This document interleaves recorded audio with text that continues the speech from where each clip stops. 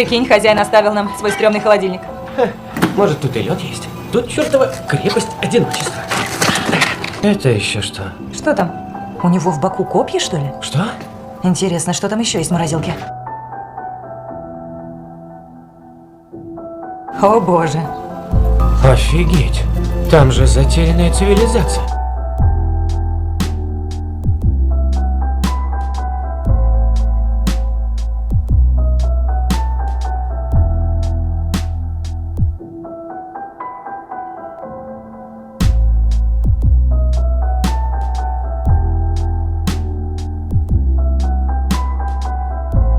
Этого же не может быть. Думаешь? Да.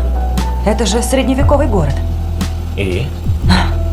Но ведь всем известно, что мамонты вымерли в эпоху неолита. Это будет отличное удобрение.